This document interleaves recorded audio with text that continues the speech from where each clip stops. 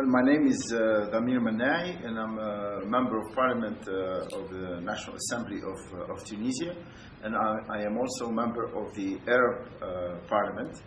In Tunisia, I am the assistant to the president of the Parliament, so I oversee with the president all the committees in Parliament, and but I participate in a few ones as an observer.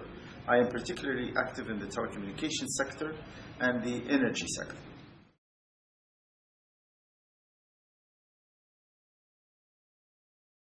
Well, you know, Tunisia is a great place for solar energy, and Tunisia offers two things.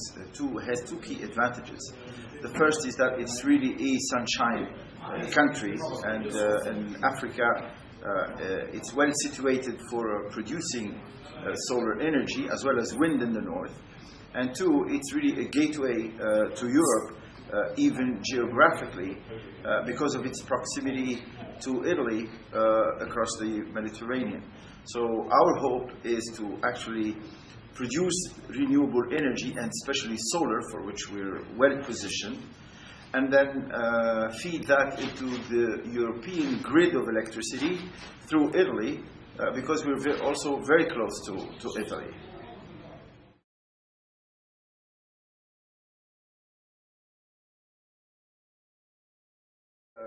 For Tunisia, we have already done some experiences, or there are a few initiatives for renewable energies. And then the blocking issues have been, first, the most blocking one has been the legal framework.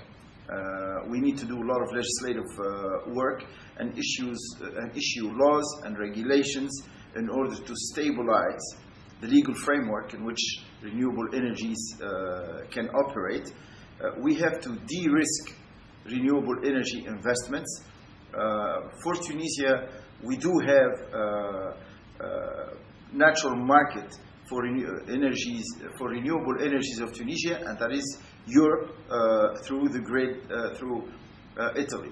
So now we have to stabilize the legal framework, and once we achieve that, I think we will get the investment needed, because the Tunisia side is particularly favorable to renewable energies.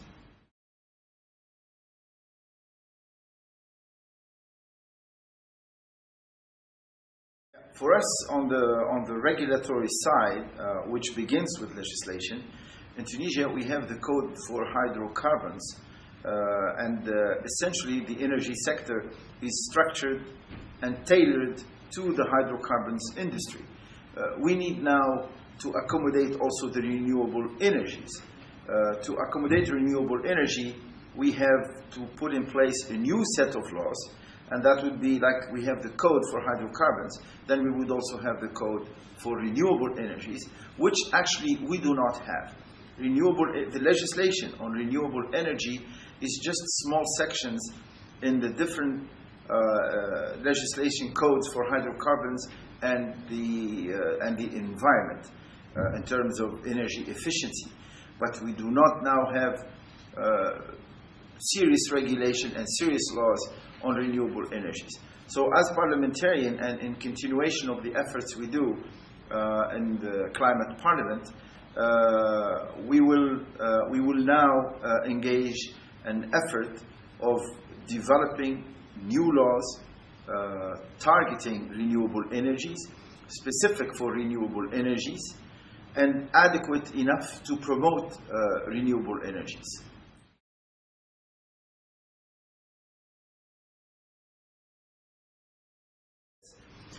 In Tunisia, we don't have the expertise to really understand renewable energies, to understand what the investors need as an environment to invest in renewable energies. And we need regulations on how to connect to the grid. We don't have also the culture of renewable energies. So I think at all levels, with the legislative work, we need a legislative arsenal of typical laws that we can adapt for Tunisia and use. We need the transfer of know-how, of the knowledge in legislative work and regulations that we see in many countries in Europe, such as Germany, Switzerland. Many countries are way ahead in this area. We would like for Climate Parliament and the UNDP to actually help us get benefit from this know-how of those countries and help us with a framework that we will then, like a toolkit for developing the laws we need.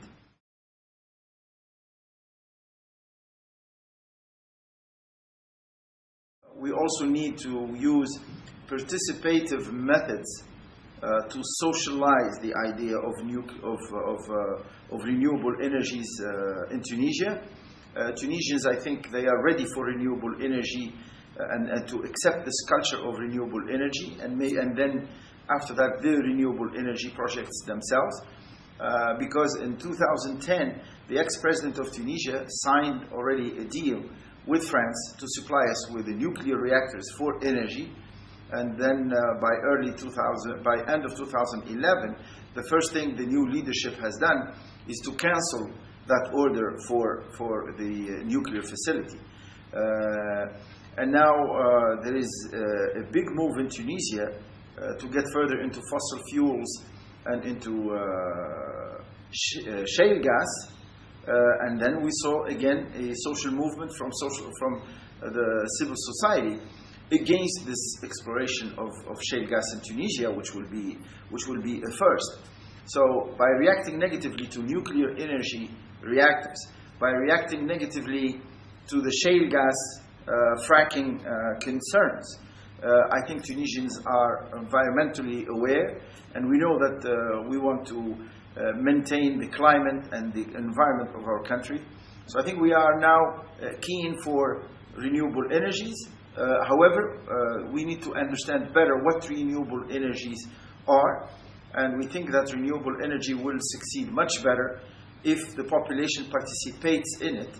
And in fact, it is renewable energies offer a particular opportunity for many citizens to be part of the electrical generation activity, unlike traditional electric generation plants.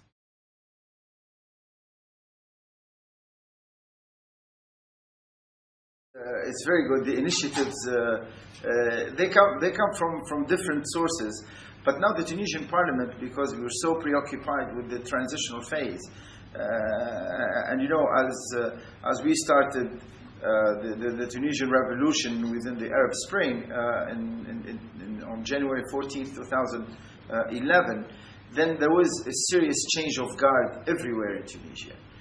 And now the Parliament has been focusing so much on this transition phase. We're writing a constitution, a new constitution. We're doing a lot of work on the constitution. So now the civil society is participating in the constitution, but through that also into the climate change issues and the environment issues.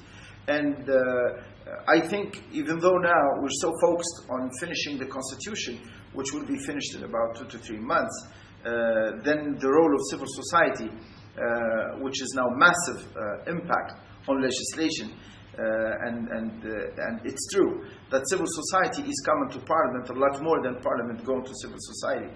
And I think that effort now is directed towards the Constitution and the principles of democracy.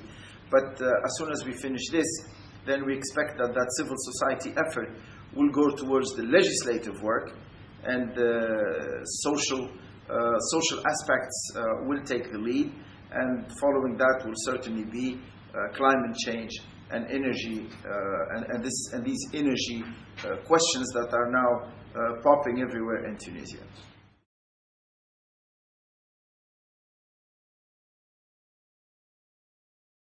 Yeah, the Constitution has general comments on sustainable